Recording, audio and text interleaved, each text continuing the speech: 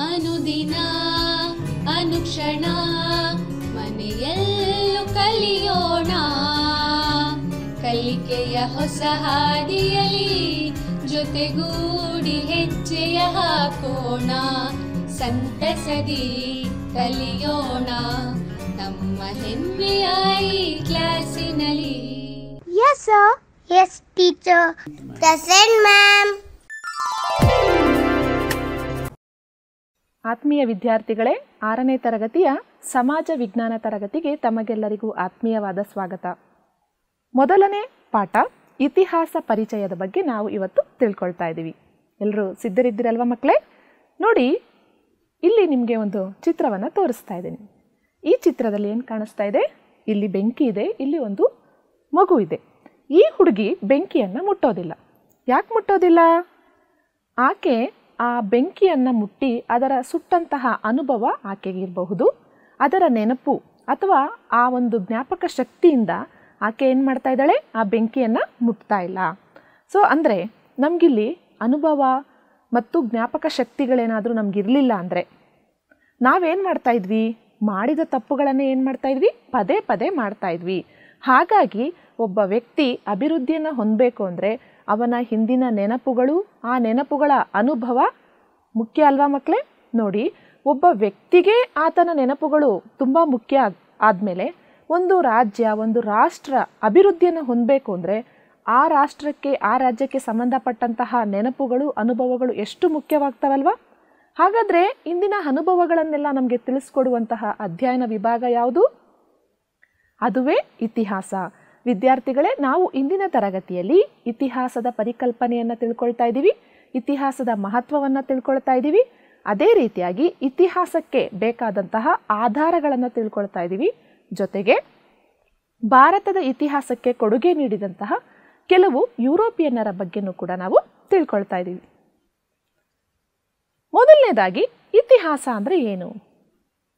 ಇತಿಹಾಸ ಅಂದರೆ ಈ ಹಿಂದೆ ನಡೆದು ಹೋದ ಸಂಗತಿಗಳನ್ನು ಕ್ರಮಬದ್ಧವಾಗಿ ಹೇಳುವುದೇ ಇತಿಹಾಸ.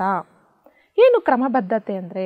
ಒಂದಾದ ನಂತರ ಒಂದು ನಡೆದಂತಹ ಘಟನೆಗಳನ್ನು ತಿಳಿಯುವುದೇ ಇತಿಹಾಸವಾಗಿದೆ. ಈಗಾಗಲೇ ನಡೆದೋಗಿರುವಂತಹ ಘಟನೆಗಳನ್ನು ಒಂದಾದರ ನಂತರ ಒಂದು ಘಟನೆಗಳನ್ನು ಕಲಿಯುತ್ತಾ ಹೋಗುವುದನ್ನು ನಾವು ಇತಿಹಾಸ ಅಂತ ಹೇಳ್ತೀವಿ. ಈ ಇತಿಹಾಸ ಅನ್ನುವಂತಹ ಪದವನ್ನು ನಾವು ಬಿಡಿಸಿ ಬರೆದಾಗ ಇತಿಹಾಸ, ಇತಿ ಎಂದರೆ ಹೀಗೆ, ಹಾಸ ಎಂದರೆ ಇತ್ತು, ಹೀಗೆ ಇತ್ತು ಎಂದು ತಿಳಿಸಿಕೊಡುವಂತಹ ಅಧ್ಯಯನ ವಿಭಾಗವೇ ಇತಿಹಾಸ. ಇತಿಹಾಸವು ನಮಗೆ ಮನುಷ್ಯ ಯಾವ್ಯಾವ ರೀತಿ ಒಂದೊಂದೇ ಹಂತದಲ್ಲಿ ಬೆಳವಣಿಗೆಯನ್ನು ಹೊಂದ, ಮನುಷ್ಯರು ನಡೆದು ಬಂದಂತಹ ದಾರಿಯನ್ನು ನಮಗೆ ಪರಿಚಯ ಮಾಡುತ್ತೆ. ಅಷ್ಟೇ ಅಲ್ಲ, ಆ ನಡೆದು ಬಂದಂತಹ ದಾರಿಯಲ್ಲಿ ಅವನು ಎಷ್ಟೆಲ್ಲ ಸೋಲುಗಳನ್ನು ಅನುಭವಿಸ್ದ, ಎಷ್ಟೆಲ್ಲ ಗೆಲುವುಗಳನ್ನು ಅನುಭವಿಸ್ದ, ಅಂದರೆ ಮಾನವರ ಸಫಲತೆ ಮತ್ತು ವಿಫಲತೆಗಳನ್ನು ನಮಗೆ ವಿವರಿಸುತ್ತದೆ. ಇತಿಹಾಸವು ಘಟನೆಗಳನ್ನು ವಿವರಿಸುವಾಗ ನೋಡಿ, ಕಾಲ, ಸ್ಥಳ, ವ್ಯಕ್ತಿಯ ಕುರಿತು ನಿರ್ದಿಷ್ಟವಾಗಿ ಖಚಿತತೆಯನ್ನು ಹೊಂದಿರುತ್ತೆ. ಅಂದರೆ ಘಟನೆ ಯಾವಾಗ ನಡೀತು, ಎಲ್ಲಿ ನಡೀತು, ಯಾರಿಂದ ನಡೀತು ಅನ್ನೋದ್ರ ಬಗ್ಗೆ ಸ್ಪಷ್ಟತೆ ಇರುತ್ತೆ. ಆ ಸ್ಪಷ್ಟತೆ ಇಲ್ಲ ಅಂದರೆ ಅದನ್ನು ನಾವು ಇತಿಹಾಸ ಅಂತ ಕರೆಯೋದಕ್ಕೆ ಸಾಧ್ಯವಾಗೋದಿಲ್ಲ. ಈಗ ನಮಗೆ ಇತಿಹಾಸ ಅಂದರೆ ಗೊತ್ತಾಯಿತು, ಸ್ಪಷ್ಟತೆ, ನಿರ್ದಿಷ್ಟತೆ ಇರಬೇಕು ಅಂತ. ಹಾಗಾದರೆ ಇತಿಹಾಸ ಮತ್ತು ಕತೆ ಎರಡಕ್ಕೂ ಏನೋ ವ್ಯತ್ಯಾಸ ಇರಬೇಕಲ್ವ? ಆ ವ್ಯತ್ಯಾಸಗಳನ್ನು ಏನು ಅಂತ ಈಗ ಗಮನಿಸೋಣವಾ? ಮೊದಲನೇದಾಗಿ ನೀವು ಈ ಹೇಳಿಕೆಗಳನ್ನು ಗಮನಿಸಿ. ಮೊದಲನೇ ಹೇಳಿಕೆಯನ್ನು ನೋಡೋಣ. ಒಂದಾನೊಂದು ಕಾಲದಲ್ಲಿ ಒಂದಾನೊಂದು ಊರಿನಲ್ಲಿ ಒಬ್ಬ ರಾಜನಿದ್ದ, ಅವನೊಂದು ಯುದ್ಧ ಮಾಡಿದ. ಇದರಲ್ಲಿ ನೋಡಿ, ಯಾವ ಕಾಲ, ಯಾರಿಗೆ ಯುದ್ಧ ನಡೀತು, ಎಲ್ಲಿ ನಡೀತು, ಯಾವುದಾದ್ರೂ ಸ್ಪಷ್ಟತೆ ಇದೆಯಾ? ಇಲ್ಲ. ನೀವೆಲ್ಲ ನಿದ್ದೆ ಬರೆದಿರುವಂತಹ ಸಮಯದಲ್ಲಿ ನಿಮ್ಮ ಹಿರಿಯರು ನಿಮಗೆ ಕತೆಗಳನ್ನ ಹೇಳ್ತಾ ಇರ್ತಾರೆ. ಆ ಕತೆಗಳಲ್ಲಿ ಯಾವುದೇ ರೀತಿಯ ಒಂದು ನಿರ್ದಿಷ್ಟತೆ ಅಥವಾ ಸ್ಪಷ್ಟತೆ ಇರಲ್ಲ. ಕೆಲವೊಮ್ಮೆ ಆ ಕತೆಗಳು ಏನಾಗಿರ್ತವೆ?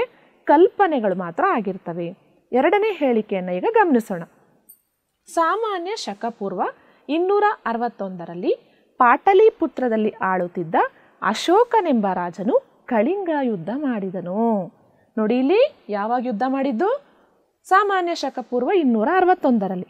ಎಲ್ಲಿ ಆಳ್ವಿಕೆ ಮಾಡ್ತಿದ್ದ ರಾಜ? ಪಾಟಲಿಪುತ್ರದಲ್ಲಿ ಆಳ್ವಿಕೆ ಮಾಡ್ತಿದ್ದ. ಯಾವ ರಾಜ?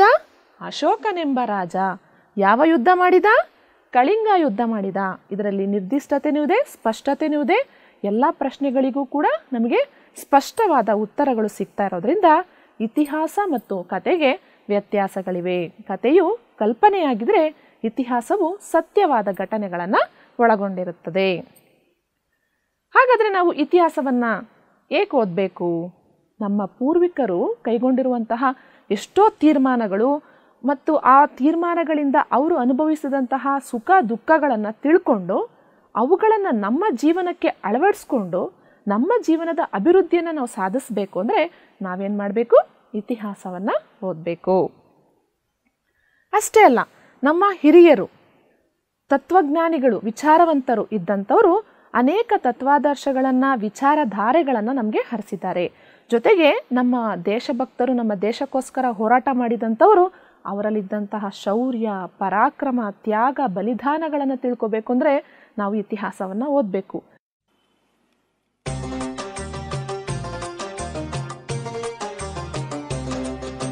ಕಟ್ಟುಕತೆ ಇದು ಅಲ್ಲ ದಿಟ್ಟ, ಹೆಜ್ಜೆಯ ನಿಟ್ಟ ವೀರ ವನಿತೆಯ ಚರಿತೆ ನೀವು ಕೇಳಿರಿಂದು. ಕಟ್ಟುಕತೆ ಇದು ಅಲ್ಲ ದಿಟ್ಟ, ಹೆಜ್ಜೆಯ ನಿಟ್ಟ ವೀರ ವನಿತೆಯ ಚರಿತೆ ನೀವು ಕೇಳಿರಿಂದು. ಅನ್ನಕ್ಕೆ ಬಂದಿರುವ ಕುನ್ನಿಗಳ ಮನ್ನಿಸದೆ ಸಮರ ಸಾರಿದ ರಾಣಿ ಜನಜನಿತವಿಂದು.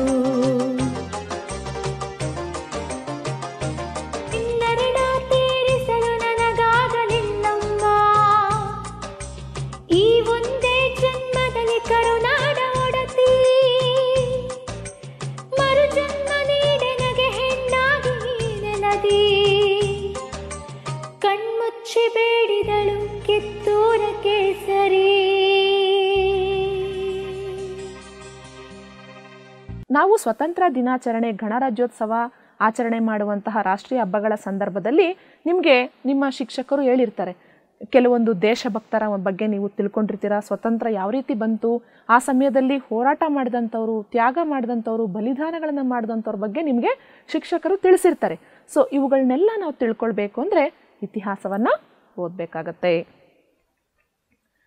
ಅಷ್ಟೇ ಅಲ್ಲ ಮಕ್ಕಳೇ, ನಮ್ಮ ಸಂಸ್ಕೃತಿಯನ್ನು ತಿಳ್ಕೊಳ್ಬೇಕು. ನಮ್ಮ ದೇಶದ ಆಚಾರ ವಿಚಾರಗಳು, ನಮ್ಮ ದೇಶದಲ್ಲಿರುವ ಅನೇಕ ಧರ್ಮಗಳ ಬಗ್ಗೆ ನಾವು ತಿಳ್ಕೊಳ್ಬೇಕು ಅಂದರೆ, ನಮ್ಮ ಪರಂಪರೆಯನ್ನು ನಾವು ಅರಿತುಕೊಳ್ಬೇಕು ಅಂದರೆ ನಮಗೆ ಇತಿಹಾಸ ಬೇಕಾಗುತ್ತೆ.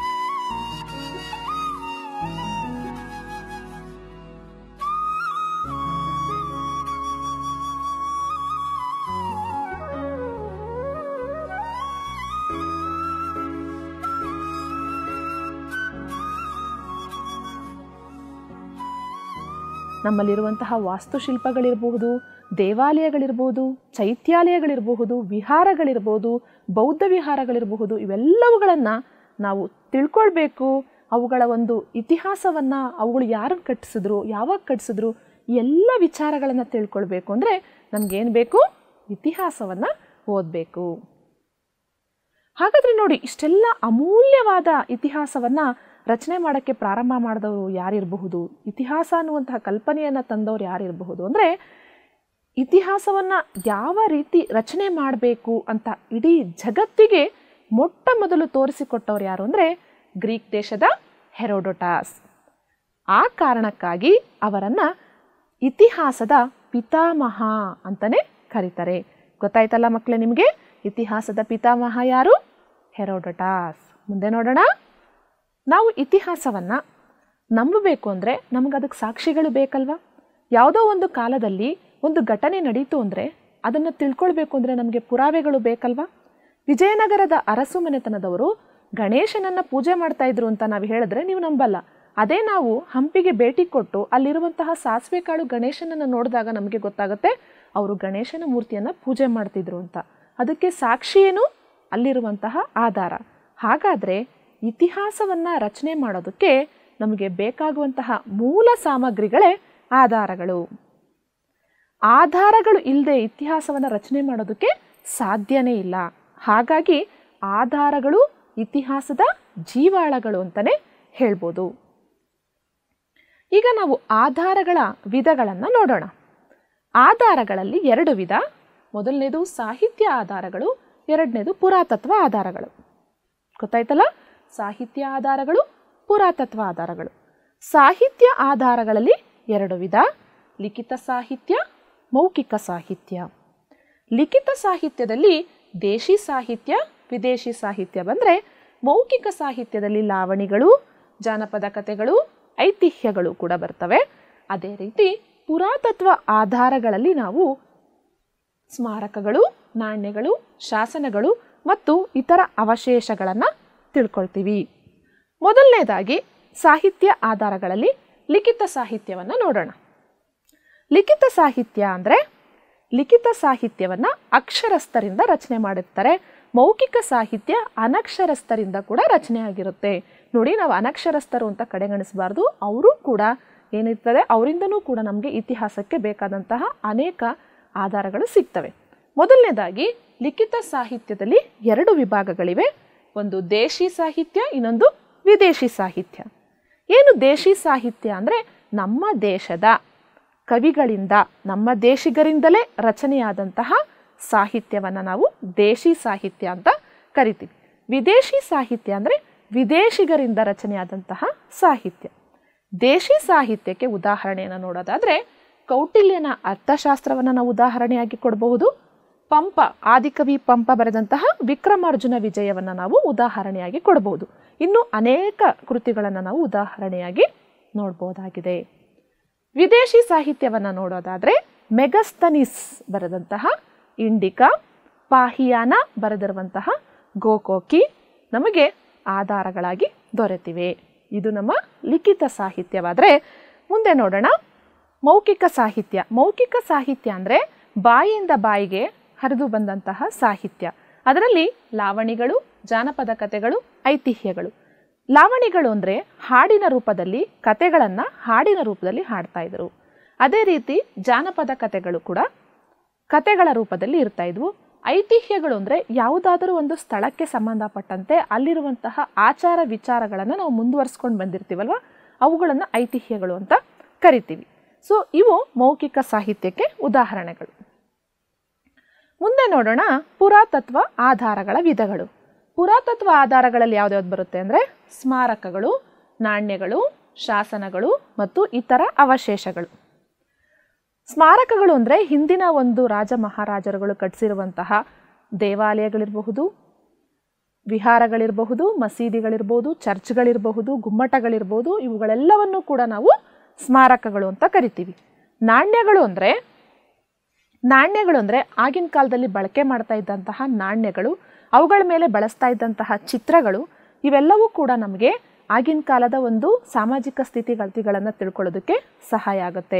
ಅವ್ರು ಬಳಸ್ತಾ ಇದ್ದಂತಹ ಚಿತ್ರಗಳಿಂದ ಅವ್ರು ಯಾವ್ಯಾವ ಒಂದು ಧರ್ಮಕ್ಕೆ ಆಸಕ್ತರಾಗಿದ್ರು, ಅವ್ರ ಸಂಗೀತ ವಿಚಾರದಲ್ಲಿ ಆಸಕ್ತರಾಗಿದ್ರು ಅನ್ನೋದ್ರ ಬಗ್ಗೆ ನಮಗೆ ಗೊತ್ತಾಗುತ್ತೆ. ಆ ನಾಣ್ಯದ ಒಂದು ಗುಣಮಟ್ಟ ಅಂದರೆ ಅದು ಚಿನ್ನದ ನಾಣ್ಯ ಆಗಿತ್ತಾ, ಬೆಳ್ಳಿ ನಾಣ್ಯ ಆಗಿತ್ತಾ, ತಾಮ್ರದ ನಾಣ್ಯ ಆಗಿತ್ತಾ ಅಂತ ತಿಳ್ಕೊಳ್ಳೋದ್ರಿಂದ ಆಗಿನ ಕಾಲದ ಒಂದು ಹಣಕಾಸಿನ ಸ್ಥಿತಿ, ಆರ್ಥಿಕ ಸ್ಥಿತಿ ಹೇಗಿತ್ತು ಅನ್ನೋದ್ರ ಬಗ್ಗೆ ನಾವು ತಿಳ್ಕೊಳ್ಬಹುದಾಗಿದೆ.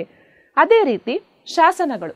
ಶಾಸನಗಳು ಅಂದರೆ ಆಗಿನ ಕಾಲದಲ್ಲಿ ರಾಜರುಗಳು ಅವರೇನಾದರೂ ಸಾಧನೆ ಮಾಡಿದ್ರೆ ಅಥವಾ ಅವ್ರು ಯಾವುದಾದ್ರೂ ಒಂದು ದೇವಾಲಯವನ್ನು ಕಟ್ಟಿಸಿದ್ರೆ ಏನು ಮಾಡ್ತಾಯಿದ್ರು, ಕಲ್ಲಿನ ಮೇಲೆ ಕೆತ್ತನೆಯನ್ನು ಮಾಡ್ತಾಯಿದ್ರು, ಬಂಡೆಗಳ ಮೇಲೆ ಕೆತ್ತನೆಯನ್ನು ಮಾಡ್ತಾಯಿದ್ರು. ಅವುಗಳು ಈಗಲೂ ಕೂಡ ನಮಗೆ ಸಿಕ್ಕಿವೆ. ಅಂಥವುಗಳನ್ನು ನಾವು ಆಧಾರಗಳಾಗಿ ಬಳಕೆ ಮಾಡ್ಬೋದು. ಕೊನೆಯದಾಗಿ ಇತರ ಅವಶೇಷಗಳು ಏನು ಅಂದರೆ, ಹಿಂದಿನ ಜನರು ಆ ಬಳಸಿ ಉಳಿದಂತಹ ಅವಶೇಷಗಳನ್ನು ನಾವು ಈಗ ಏನು ಮಾಡ್ತೀವಿ, ತೆಗೆದು ಅವುಗಳ ಬಗ್ಗೆ ಅಧ್ಯಯನವನ್ನು ಮಾಡ್ತೀವಿ. ಅವುಗಳು ಕೂಡ ಇತಿಹಾಸಕ್ಕೆ ಆಧಾರಗಳಾಗ್ತವೆ. ಪುರಾತತ್ವ ಆಧಾರಗಳು ಅಂದರೆ ಏನು ಅಂದರೆ, ಹಿಂದಿನ ಮಾನವರು ನಿರ್ಮಿಸಿದ ಮತ್ತು ಬಳಸಿದ ಆ ಭೌತಿಕ ವಸ್ತುಗಳೇನಿದ್ವು ಅವುಗಳಲ್ಲಿ ಉಳಿಕೆ ಆಗಿರುವಂತಹ ಅವಶೇಷಗಳನ್ನು ನಾವು ಪುರಾತತ್ವ ಆಧಾರಗಳು ಅಂತ ಕರಿತೀವಿ. ಇವೆಲ್ಲಿರುತ್ತೆ? ಆಲ್ರೆಡಿ ಈಗ ಅವರು ಬಳಕೆ ಮಾಡಿ ತುಂಬ ವರ್ಷಗಳಾಗಿರೋದ್ರಿಂದ ಅವು ಭೂಮಿಯ ಒಳಗೆ ಹುದುಗಿ ಹೋಗಿರ್ತವೆ. ಸೊ ಅವುಗಳನ್ನು ಯಾವ ರೀತಿ ಹೊರ ತೆಗಿತಾರೆ ಅಂದರೆ, ಉತ್ಖನನದ ಮೂಲಕ ತೆಗಿತಾರೆ. ಉತ್ಖನನ ಅಂದರೆ ಏನು? ಉತ್ಖನನ ಅಂದರೆ ಮಾನವನ ಪ್ರಾಚೀನ ಅವಶೇಷಗಳ ಪಳೆಯುಳಿಕೆಗಳನ್ನು ಹೊರತೆಗೆಯೋದಕ್ಕೋಸ್ಕರವಾಗಿ ಮಾಡುವಂತಹ ಒಂದು ವೈಜ್ಞಾನಿಕವಾದ ಭೂಮಿಯನ್ನು ಅಗೆಯೋದು. ಮಾನವನ ಪಳೆಯುಳಿಕೆಗಳನ್ನು, ಅವಶೇಷಗಳನ್ನು ಹೊರತೆಗೆಯೋದಕ್ಕೋಸ್ಕರವಾಗಿ ನಡೆಸುವಂತಹ ಒಂದು ವೈಜ್ಞಾನಿಕವಾದ ಭೂ ಅಗೆತ. ಇದನ್ನು ಯಾವ ರೀತಿ ತೆಗಿತಾರೆ?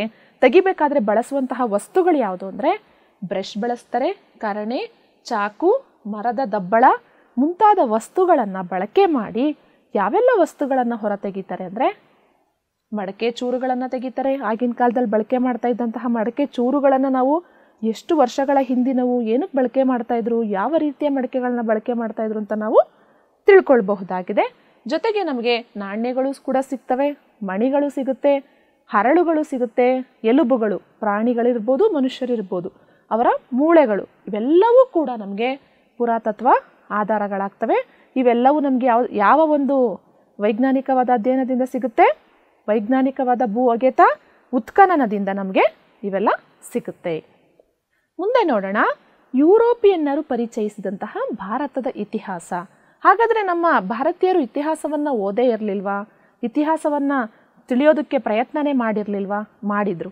ಆದರೆ ಭಾರತೀಯರಿಗೆ ಇತಿಹಾಸ ಯಾವ ರೀತಿ ಪರಿಚಯ ಇತ್ತು ಅಂದರೆ, ಪುರಾಣಗಳ ರೂಪದಲ್ಲಿ, ಐತಿಹ್ಯಗಳ ರೂಪದಲ್ಲಿ ಪರಿಚಯ ಇತ್ತು. ಆದರೆ ಭಾರತಕ್ಕೆ ಬಂದಂತಹ ಯುರೋಪಿಯನ್ನರು ಭಾರತೀಯರ ಜೀವನ ಕ್ರಮವನ್ನು ಅರ್ಥ ಮಾಡ್ಕೊಳ್ಳೋದಕ್ಕೆ ಒಂದು ವ್ಯವಸ್ಥಿತವಾದ ಅಧ್ಯಯನವನ್ನು ಕೈಗೊಂಡು ನಮ್ಮ ಇತಿಹಾಸವನ್ನು ಓದೋದಕ್ಕೆ ಪ್ರಾರಂಭ ಮಾಡಿದ್ರು. ಅದರಲ್ಲಿ ಹೆನ್ರಿಚ್ ರೋತ್ ಅನ್ನುವಂಥವನು ಇಂದಿಗೆ 350 ವರ್ಷಗಳ ಹಿಂದೆ ಸಂಸ್ಕೃತ ವ್ಯಾಕರಣವನ್ನು ಮೊದಲ ಬಾರಿಗೆ ಏನು ಮಾಡಿದ್ರು, ಲ್ಯಾಟಿನ್ ಭಾಷೆಗೆ ಬರೆದ್ರು. ಈ ಲ್ಯಾಟಿನ್ ಭಾಷೆಗೆ ಬರೆದಿದ್ದರಿಂದ ಏನಾಯಿತು ಅಂದರೆ, ಬೇರೆ ದೇಶಿಗರು ಕೂಡ ನಮ್ಮ ಸಂಸ್ಕೃತವನ್ನು ಓದೋದಕ್ಕೆ, ಸಂಸ್ಕೃತ ವ್ಯಾಕರಣವನ್ನು ಓದೋದಕ್ಕೆ ಸಹಾಯ ಆಯಿತು ಅಂತ ಹೇಳ್ಬೋದು. ಮತ್ತೊಬ್ಬರು ಫಾದರ್ ಕಾರ್ಡಾಕ್ಸ್ ಅನ್ನೋರು, ಇವರೇನು ಮಾಡಿದ್ರು ಅಂದರೆ, ಸಂಸ್ಕೃತ ಮತ್ತು ಯುರೋಪ್ ಅನ್ನುವಂತಹ ಎರಡು ಭಾಷೆಗಳ, ಯುರೋಪಿನ ಭಾಷೆಗಳ ನಡುವೆ ಸಂಬಂಧವಿದೆ ಅನ್ನೋದನ್ನು ಗುರುತಿಸಿದ್ರು. ಭಾರತದ ಇತಿಹಾಸಕ್ಕೆ ಯುರೋಪಿಯನ್ನರು ಏನೆಲ್ಲ ಕೊಡುಗೆಗಳನ್ನು ಕೊಟ್ಟಿದ್ದಾರೆ ಅನ್ನೋದಾದರೆ, ಈ ಬ್ರಿಟಿಷರು ಭಾರತಕ್ಕೆ ಬಂದಾಗ ಅವರಿಗೆ ಬಂಗಾಳದ ದಿವಾನಿ ಹಕ್ಕು ಸಿಕ್ತು. ಅಂದರೆ ಕಂದಾಯವನ್ನು ಸಂಗ್ರಹಣೆ ಮಾಡುವಂತಹ ಅಧಿಕಾರ ಅವರಿಗೆ ಸಿಕ್ತು. ಇದಾದ ನಂತರ ಏನು ಮಾಡಿದ್ರಪ್ಪ ಅಂದರೆ, ಬ್ರಿಟಿಷ್ ಅಧಿಕಾರಿಗಳು ಭಾರತೀಯರೊಂದಿಗೆ ವ್ಯವಹಾರ ಮಾಡೋದಕ್ಕೋಸ್ಕರವಾಗಿ ಅವ್ರೇನು ಮಾಡಿದ್ರು, ಭಾರತೀಯರ ಇತಿಹಾಸ, ಅವ್ರ ಸಂಪ್ರದಾಯ ಇರ್ಬೋದು, ಅವರ ಆಚಾರ ವಿಚಾರಗಳಿರ್ಬೋದು, ನಂಬಿಕೆಗಳಿರ್ಬೋದು ಮತ್ತು ಕಾನೂನುಗಳನ್ನು ಅರ್ಥ ಮಾಡ್ಕೊಳ್ಳೋದಕ್ಕೆ ಮುಂದುವರೆದ್ರು. ಯಾವ ಕಾರಣದಿಂದ? ಅವರಿಗೆ ಬಂಗಾಳದ ದಿವಾನಿ ಹಕ್ಕು ಅಂದರೆ ಬಂಗಾಳದಲ್ಲಿ ಕಂದಾಯ ವಸೂಲಿ ಮಾಡುವ ಅಧಿಕಾರ ಸಿಕ್ಕಿದ್ರಿಂದ. ಇದರಿಂದ ಭಾರತೀಯ ಸಾಹಿತ್ಯ ಮತ್ತು ಸಂಸ್ಕೃತಿಗಳಿಗೆ ಯುರೋಪಿಯನ್ನರು ಆಕರ್ಷಿತರಾದರು. ಇದೊಂದು ವಿಶೇಷವಾಗಿದೆ. ಈ ಒಂದು ಸಾಹಿತ್ಯವನ್ನು ನಾವು ಕೂಡ ಓದಬೇಕು, ನಾವು ಕೂಡ ತಿಳ್ಕೊಳ್ಬೇಕು, ಇಷ್ಟೊಂದು ಅದ್ಭುತವಾದ ಸಾಹಿತ್ಯವನ್ನು ನಾವು ಕೂಡ ಓದಬೇಕು ಅಂತ ಮುಂದಾದರು.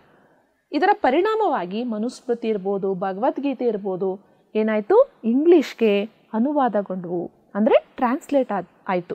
ಅದರಿಂದ ಯುರೋಪಿಯನ್ನರೂ ಕೂಡ ಇಂಗ್ಲೀಷ್ ಭಾಷೆಗೆ ಅನುವಾದಗೊಂಡಿದ್ದರಿಂದ ಯುರೋಪಿಯನ್ನರು ಕೂಡ ಓದೋದಕ್ಕೆ ಸಹಾಯ ಆಯಿತು. ಸರ್ ವಿಲಿಯಂ ಜೋನ್ಸ್ ಇವರೊಬ್ಬರು ಭಾರತೀಯ ಶಾಸ್ತ್ರದ ಅಧ್ಯಯನಕ್ಕೆ ಮಹತ್ವದ ಹೆಜ್ಜೆ ಇಟ್ಟ ಅಧಿಕಾರಿ. ಅದನ್ನು ಇಂಡಾಲಜಿ ಅಂತ ಕರಿತೀವಿ. ಏನು ಭಾರತೀಯ ಶಾಸ್ತ್ರ ಅಥವಾ ಇಂಡಾಲಜಿ ಅಂದರೆ ಭಾರತದ ಇತಿಹಾಸ ಮತ್ತು ಸಂಸ್ಕೃತಿಯನ್ನು ಅಧ್ಯಯನ ಮಾಡಲು ಕೈಗೊಳ್ಳುವಂತಹ ಒಂದು ಅಧ್ಯಯನ ಶಾಸ್ತ್ರ. ಇದಕ್ಕೆ ಮಹತ್ವದ ಒಂದು ಹೆಜ್ಜೆ ಇಟ್ಟಂತಹ ಅಧಿಕಾರಿ ಯಾರು ಅಂದರೆ ಸರ್ ವಿಲಿಯಂ ಜೋನ್ಸ್. ಇವರು ಯಾರು ಅಂದರೆ ಬಂಗಾಳದಲ್ಲಿದ್ದಂತಹ ಸರ್ವೋಚ್ಚ ನ್ಯಾಯಾಲಯದ ನ್ಯಾಯಾಧೀಶರಾಗಿದ್ದರು. ಕಲ್ಕತ್ತಾದಲ್ಲಿ ಇವರು ದಿ ಏಷ್ಯಾಟಿಕ್ ಸೊಸೈಟಿ ಎಂಬ ಸಂಸ್ಥೆಯನ್ನು ಸ್ಥಾಪಿಸಿದರು. ಇವರು ಗೀತಗೋವಿಂದ, ಮಾನವ ಧರ್ಮಶಾಸ್ತ್ರ ಮತ್ತು ಕಾಳಿದಾಸನ ಶಾಕುಂತಲಾ ಅನ್ನುವಂತಹ ಕೃತಿಯನ್ನು ಇಂಗ್ಲೀಷ್ಗೆ ಏನು ಮಾಡಿದ್ರು, ತರ್ಜುಮೆ ಮಾಡಿದ್ರು, ಭಾಷಾಂತರ ಮಾಡಿದ್ರು. ಇದರಿಂದ ಈ ಎಲ್ಲ ಕೃತಿಗಳನ್ನು ಯುರೋಪಿಯನ್ನರು ಓದೋದಕ್ಕೆ ಸಹಾಯ ಆಯಿತು. ಮುಂದೆ ಮ್ಯಾಕ್ಸ್ ಮುಲ್ಲರ್, ಇವರು ಒಬ್ಬರು ಪೌರಾತ್ಯವಾದಿಗಳು ಅಂತಂದರೆ ಪೂರ್ವ ದೇಶಗಳ ಇತಿಹಾಸದ ಬಗ್ಗೆ, ಸಂಸ್ಕೃತಿಯ ಬಗ್ಗೆ ಆಸಕ್ತಿಯನ್ನು, ಒಲವನ್ನು ಹೊಂದಿದಂಥವ್ರು. ಯಾರು? ಮ್ಯಾಕ್ಸ್ ಮುಲ್ಲರ್ ಅನ್ನೋರು. ಇವರು ಜರ್ಮನ್ ದೇಶಕ್ಕೆ ಸೇರಿದಂಥವರು. Sacred book of the East ಅನ್ನುವಂತಹ ಒಂದು ಹೆಸರಿನಲ್ಲಿ 50 ಸಂಪುಟಗಳನ್ನು ರಚನೆ ಮಾಡಿದ್ರು ನಮ್ಮ ಭಾರತದ ಇತಿಹಾಸಕ್ಕೆ ಸಂಬಂಧಪಟ್ಟಂತೆ. ಭಾರತೀಯ ಶಾಸ್ತ್ರಜ್ಞ ಅಂದರೆ ಇವರು ಕೂಡ ಭಾರತದ ಇತಿಹಾಸ ಮತ್ತು ಸಂಸ್ಕೃತಿಯ ಬಗ್ಗೆ ಆಸಕ್ತಿಯನ್ನು ಹೊಂದಿದವರಾಗಿದ್ದರು. ಆದರೆ ಇಷ್ಟೆಲ್ಲ ಆಸಕ್ತಿಯನ್ನು ಹೊಂದಿದ್ದು ಸಂಪುಟಗಳನ್ನು ಬರೆದ್ರೂ ಕೂಡ ಇವರು ನಮ್ಮ ಭಾರತಕ್ಕೆ ಬಂದಿರಲಿಲ್ಲ. ನೋಡಿ, ನಮ್ಮ ಭಾರತಕ್ಕೆ ಬಂದಿಲ್ಲದೆ ಇದ್ದರೂ ಕೂಡ ಇವರು ನಮ್ಮ ಭಾರತದ ಸಾಹಿತ್ಯ, ಸಂಸ್ಕೃತಿ, ಪರಂಪರೆಯ ಬಗ್ಗೆ ಆಸಕ್ತಿಯನ್ನು ಹೊಂದಿದಂತಹ ವ್ಯಕ್ತಿಯಾಗಿದ್ದರು. ನೆಕ್ಸ್ಟ್ ನೋಡೋಣ ಜೇಮ್ಸ್ ಮಿಲ್. ಜೇಮ್ಸ್ ಮಿಲ್ ಅನ್ನೋರು ಸ್ಕಾಟ್ಲ್ಯಾಂಡಿನ ಇತಿಹಾಸಕಾರರು. ಇವರು ಹಿಸ್ಟರಿ ಆಫ್ ಇಂಡಿಯಾ ಅನ್ನುವಂತಹ ಹೆಸರಿನಲ್ಲಿ 6 ಸಂಪುಟಗಳ ಭಾರತದ ಇತಿಹಾಸವನ್ನು ರಚನೆ ಮಾಡಿದ್ರು. ನೆಕ್ಸ್ಟ್ ನೋಡೋಣ ಅಬೆ ಡುಬಾಯ್ಸ್ ಅಂತ. ಅಬೆ ಡುಬಾಯ್ಸ್ ಅನ್ನೋರು ಫ್ರೆಂಚ್ ಮಿಷನರಿ ಅಂದರೆ ಕ್ರೈಸ್ತ ಧರ್ಮ ಪ್ರಚಾರಕರನ್ನು ಮಿಷನರಿಗಳು ಅಂತ ಕರಿತಾ ಇದ್ರು. ಅಂದರೆ ಫ್ರೆಂಚ್ ದೇಶದಿಂದ ನಮ್ಮ ಭಾರತಕ್ಕೆ ಬಂದು ಕ್ರೈಸ್ತ ಧರ್ಮವನ್ನು ಪ್ರಚಾರ ಮಾಡೋದಕ್ಕೆ ಬಂದಂತಹ ಒಬ್ಬ ಧರ್ಮ ಪ್ರಚಾರಕರಾಗಿದ್ದರು.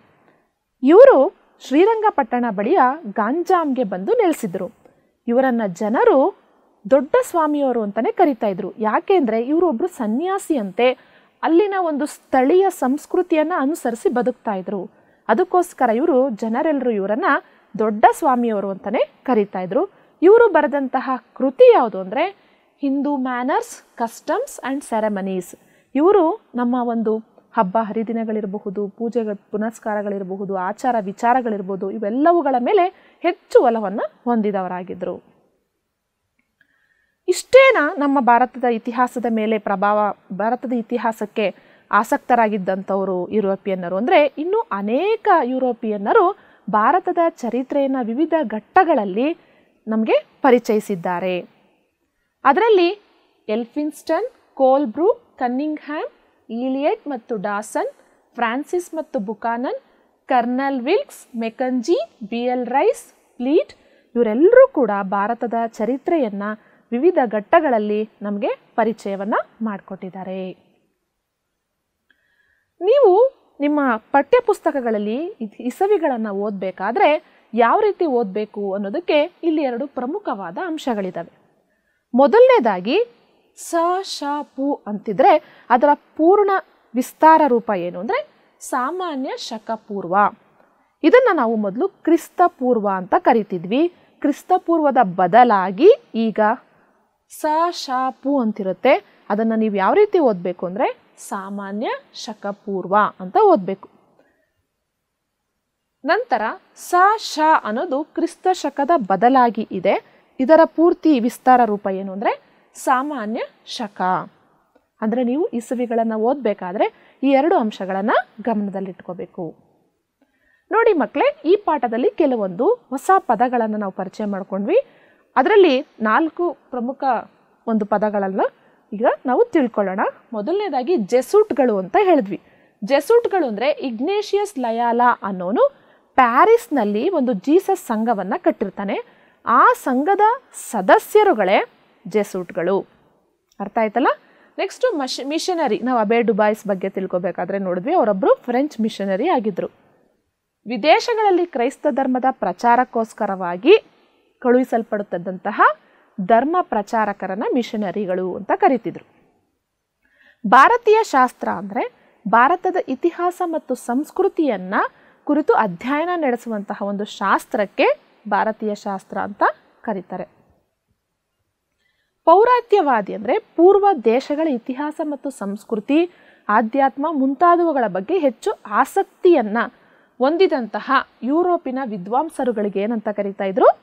ಪೌರಾತ್ಯವಾದಿಗಳು ಅಂತ ಕರೀತಾ ಇದ್ರು. ಮಕ್ಕಳೇ, ಈಗ ನೀವು ಇದುವರೆಗೂ ಇಷ್ಟೆಲ್ಲ ವಿಷಯಗಳನ್ನು ತಿಳ್ಕೊಂಡ್ರಿ. ಈ ವಿಷಯಗಳಿಗೆ ಸಂಬಂಧಪಟ್ಟಂತೆ ಒಂದೆರಡು ಸಣ್ಣ ಪ್ರಶ್ನೆಗಳನ್ನು ಕೇಳ್ತೀನಿ, ನೀವೆಲ್ಲರೂ ಉತ್ತರ ಕೊಡೋದಕ್ಕೆ ಸಿದ್ಧರಾಗಿದ್ದೀರಲ್ಲ? ಓಕೆ. ಮೊದಲನೇ ಪ್ರಶ್ನೆ ಮಕ್ಕಳೇ, ಇತಿಹಾಸದ ಪಿತಾಮಹ ಅಂತ ನಾವು ಯಾರನ್ನ ಕರಿತೀವಿ?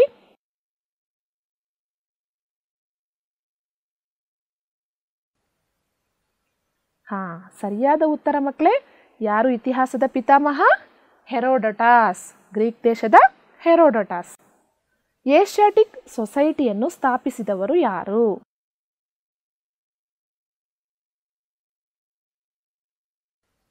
ಯಾರು ಹೇಳಿ? ಎಸ್, ನಿಮ್ಮ ಉತ್ತರ ಸರಿಯಾಗಿದೆ ಮಕ್ಕಳೇ, ಸರ್ ವಿಲಿಯಂ ಜೋನ್ಸ್. ಮುಂದಿನ ಪ್ರಶ್ನೆ ನೋಡೋಣ. ಉತ್ಖನನ ಎಂದರೇನು? ಪುರಾತತ್ವ ಆಧಾರಗಳ ಬಗ್ಗೆ ನಾವು ತಿಳ್ಕೊಳ್ಬೇಕಾದ್ರೆ ಈ ವಿಚಾರವನ್ನ ತಿಳ್ಕೊಂಡ್ವಿ. ಏನು ಉತ್ಖನನ ಅಂದ್ರೆ?